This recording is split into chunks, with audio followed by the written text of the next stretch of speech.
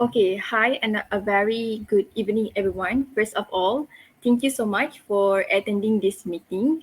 So, as you all know beforehand, I already briefed to you guys about this Nexus Plantation Sendirian Berhad had proposed an oil palm plantation project, and they had granted the land title at Mukim Ulu Nenggeri, Kelantan from the state government of Kelantan with the main objective of developing and enhancing the economic status in Kelantan by doing oil palm plantation.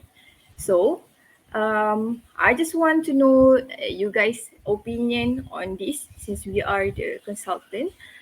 Just a short opinion on, do you think that this project should be approved and why? So, because obviously it will have like the impacts and the mitigation measures. So, I want to start with Anissa Rahim on, do you think do you think that we should agree we should agree on this project?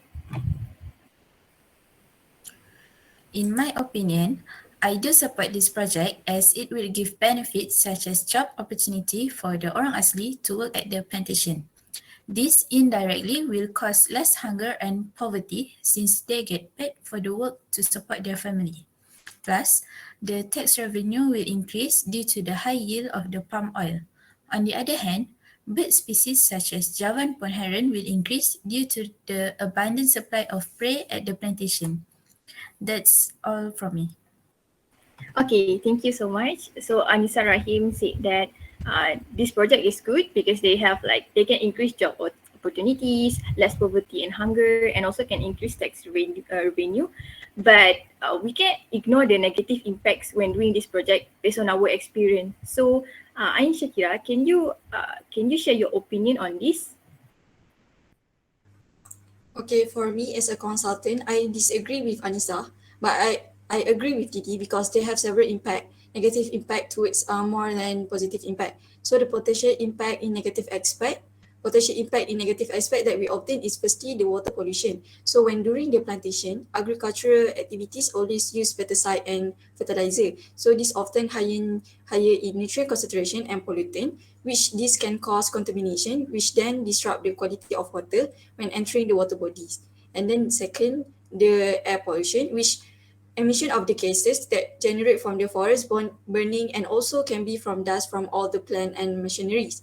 After that, the noise pollution, which due to the heavy plant and machinery and also due to the vehicular movement. And then the soil erosion, its impact is the losses of topsoil, which difficulty to restore water that might lead to the potential flooding. And after that, the biodiversity, which this land clearing will definitely destroy the natural habitat and wildlife, which might force them into smaller area or any plantation in order to search for the food and shelter. Then health and disease also contributed, especially common infectious disease, malaria and cholera that developed during agricultural activities. And lastly, the social impact, which this palm oil plantation can cause this disagreement between the local communities and company, especially their right on that land, and also conflict between affected neighbors, which in terms of their economic and social life, that due to listed pollution above, especially their water resources. So this is why I disagree based on my opinion. Okay, thank you so much, Ain Shakira. As what she just stated now, this is good argument because we have like positive impact, but on the other hand, we also have negative impact that may impact the environment, society, and biodiversity. We have outcome of the project. We might have some issues such as water pollution, air pollution, noise pollution, and also soil erosion. But to cater this issue, they also did some preliminary environmental impact assessment so that they can to cater this issue. So they have a lot of mitigation measures to make sure that they can also protect the environmental impact when doing this project. Surah Ashiki, can you explain a little bit about the mitigation measures of this project? Okay, thank you, Dini. In my opinion, as consultant, we actually need to give best advice to both parties, where we want both parties, which is authorities, company, and also the community, to get benefits from this issue, which is a win-win situation. Hence, if authorities still want to continue this project, I would like to suggest some mitigation measures to cater the negative impact listed by Ain Shakira just now, which is, firstly, the authorities need to provide proper wastewater treatment and do maintenance regularly to cater water pollution problems. Next, they can actually use more eco-friendly equipment that produce less combustion of fuel for site clearance. And less dust and harmful substance on air will actually improve the air quality. Besides, by covering the sites with noise barriers and using less noise modern equipment will also help to reduce the noise pollution. And authorities need to consult with environmental management officer and project environmental officer regarding the erosion and sedimentation control on site. They can also allocate buffer, diversion channel, sediment basin and check them. And collected oil waste shall properly stored at designated coverage storage area for proper scheduled waste management.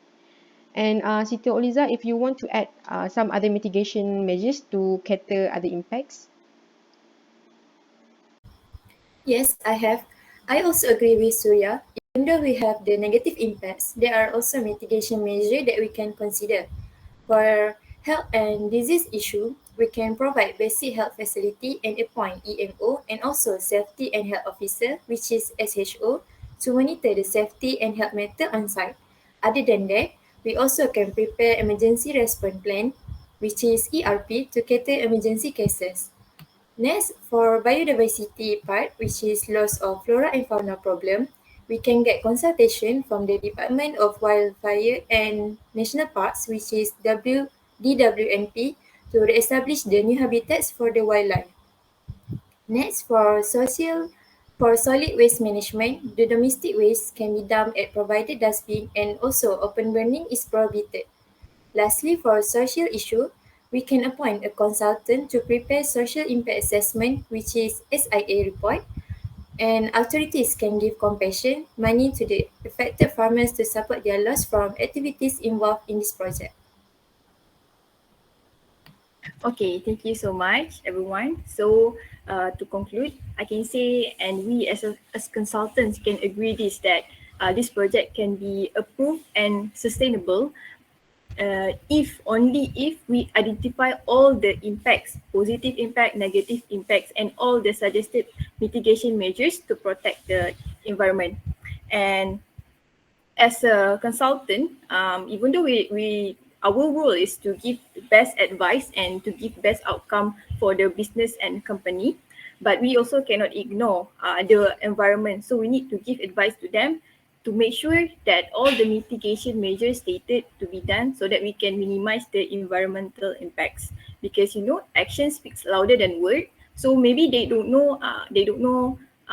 or they don't listen to the mitigation measures in things and stuff. But we as a consultant must advise and give the best advice to them so they don't ignore these challenges when doing this project.